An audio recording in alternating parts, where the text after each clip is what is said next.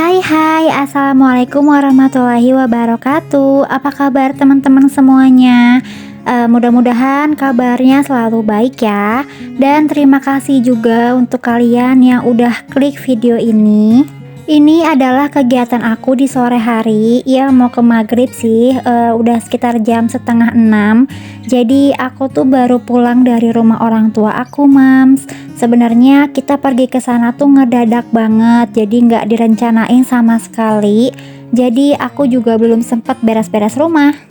Dan baru sampai rumah, aku langsung aja nih pergi ke dapur untuk masak nasi. Karena kita tuh pulang-pulang lapar banget, tapi nasinya habis. Jadi aku cepet-cepet masak nasi nih, Mams. Aku juga nggak sempet ganti baju karena biar sekalian kotor aja deh. Sebenarnya tadi tuh sebelum pergi aku tuh mau masak nasi dulu, tapi pas dipikir-pikir lagi, kalau misalnya masak nasi terus nasinya matang, nanti kan magicomnya jadi nyolok terus-terusan ya. Sayang gitu listriknya. Soalnya kalau magicom aku tuh nggak dicolokin terus-terusan, Mams. Jadi kalau misalnya pas suami mau makan atau pagi-pagi nih pas bangun tidur, baru aku colokin magicomnya biar nasinya hangat. Nah, di video kali ini aku mau membahas tips lagi nih, Mams. Kali ini tentang tips bagaimana ibu rumah tangga pintar dan sukses mengatur keuangan. Karena yang sudah kita tahu, setelah menjadi ibu rumah tangga, kita itu bagaikan manajer keluarga ya. Kita harus berpikir gimana caranya supaya finansial keluarga bisa lebih sehat dan dapat mewujudkan tujuan keuangan keluarga. Dan ibu rumah tangga juga akan mengurus belanja harian, pengeluaran bulanan, dan rekening tabungan. Nah, kalau kita nih sebagai ibu rumah tangga tidak pintar dalam mengelola keuangan, maka yang akan terjadi adalah jumlah pengeluaran akan lebih besar daripada pendapatan yang diperoleh.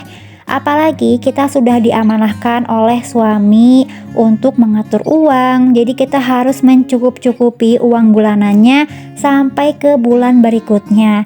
Jangan sampai ya ada kata-kata yang keluar dari suami, kemana aja sih uangnya, dipakai apa aja sih gitu ya.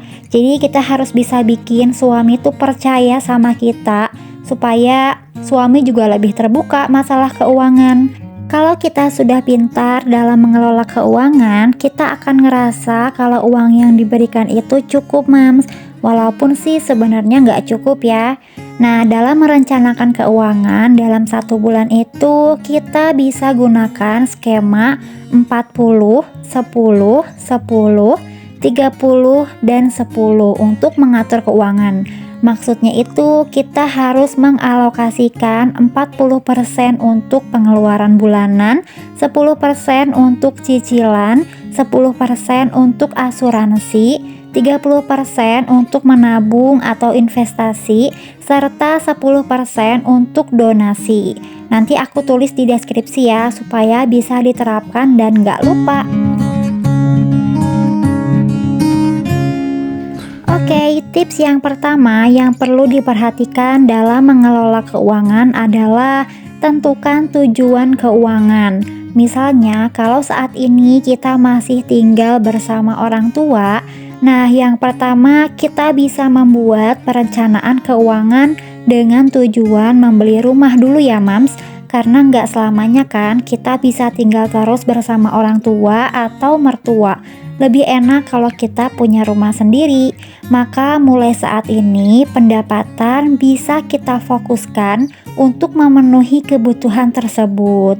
Dan ini perlu kerjasama dengan suami ya, Mams, agar kita bisa membeli rumah beberapa tahun mendatang. Dan kita sebagai istri juga harus mempertimbangkan kebutuhan lain ya, seperti kebutuhan anak atau kebutuhan suami, agar mereka tetap nyaman meski keuangan mengalami penyesuaian.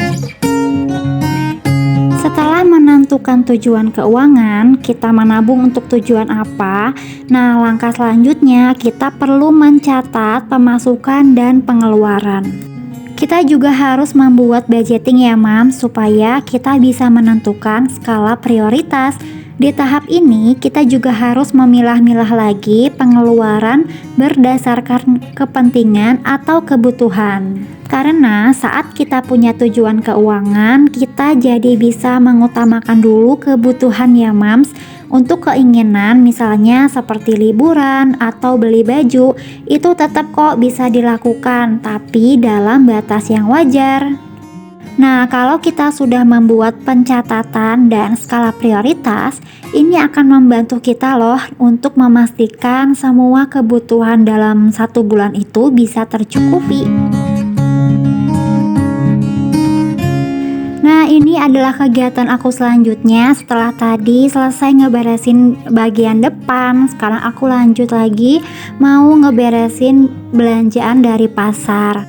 Jadi tadi tuh pas OTW pulang ke rumah, kita mampir dulu ke pasar untuk beli bahan-bahan masakan untuk disimpan di kulkas karena memang udah habis.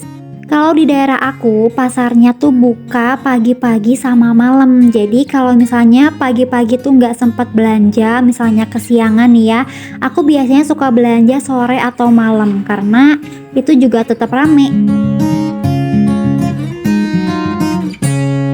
Oke, aku lanjut lagi ke langkah berikutnya yang harus dilakukan dalam mengelola keuangan, yaitu kita perlu menyusun perencanaan keuangan Mams. Nah, di sini kita bisa mulai dengan menulis sumber pemasukan, pengeluaran tetap, pengeluaran variabel, dan menjumlahkan semuanya. Nah, sekarang kan udah ada ya kayak dompet pinter gitu, banyak kok di online yang dapat membantu kita dalam menyusun perencanaan keuangan. Tapi kalau Mams nggak punya dompet pintar, nggak apa-apa kok, kita bisa ganti menggunakan amplop. Jadi setiap amplop itu harus ditulis sesuai pos setiap bulannya.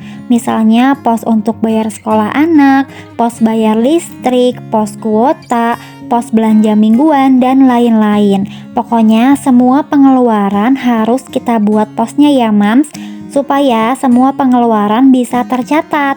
Jadi kalau kita butuh untuk belanja mingguan, ya kita ambilnya di pos belanja mingguan. Oh ya, membuat pos seperti ini dapat membuat kita menjadi lebih disiplin Mams dalam menggunakan uang. Karena buat apa gitu ya kita bikin pos capek-capek, tapi kalau kita nggak bisa disiplin dengan budgeting yang sudah dibuat. Oke, tips selanjutnya dalam mengelola keuangan yang harus kita perhatikan adalah kebutuhan harian. Nah, kebutuhan harian atau bulanan ini kita bisa pilih yang paling sesuai dengan kemampuan kita ya. Misalnya saat membeli produk kebutuhan dapur, kita bisa memilih atau membeli harga yang lebih terjangkau. Contohnya seperti saat kita mau membeli beras. Nah, harga beras merek A sekilonya itu 20.000, sementara beras merek B sekilonya 15.000. Berasnya juga bagus kok, nggak butek gitu ya. Ya udah, kita pilih beras merek B aja ya untuk efisiensi pengeluaran. Kalau buat aku, harga cuman beda 2.000 atau 3.000 tuh aku kejar Mams. Misalnya nih ya, di toko offline harga popok itu 50.000 satu packnya. Tapi pas dicek di toko oren, harga popok itu 47.000. Aku lebih memilih beli di toko oren, walaupun memang lama ya. Karena dalam 1 bulan itu aku harus beli 4 pack popok. Lumayan kan, walaupun beda 3.000, tapi kalau dikalikan 4 jadi beda 12.000 ya. Selain itu, kita juga perlu menghemat pengeluaran setiap bulannya. Misalnya memasak makanan sendiri, membatasi pengeluaran untuk hobi atau hiburan, dan menurunkan rasio hutang. Dan Dan tips yang terakhir menjadi ibu rumah tangga cerdas dalam mengatur keuangan adalah dengan menyusun dana darurat.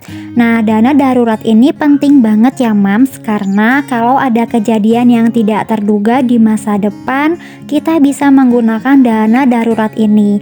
Misalnya seperti anak tiba-tiba sakit, motor tiba-tiba harus diservis, atau rumah tiba-tiba bocor. Itu semua nggak bisa kita duga ya akan terjadi. Nah, kita bisa menyimpan dana darurat itu di beberapa jenis aset. Contohnya seperti uang, kita bisa simpan di rekening atau berupa emas. Alhamdulillah semua rutinitas aku udah selesai, dari mulai beres-beres rumah sampai menyusun belanjaan dari pasar. Walaupun capek sih ya Mams, tadi kan perjalanan jauh ya, sejam lebih, terus pulang-pulang langsung beres-beres rumah. Tapi pas ngeliat rumah udah rapi, belanjaan dari pasar udah ditata ke kulkas, rasanya tenang banget deh. Oke, video aku cukup sampai di sini aja ya. Wassalamualaikum warahmatullahi wabarakatuh.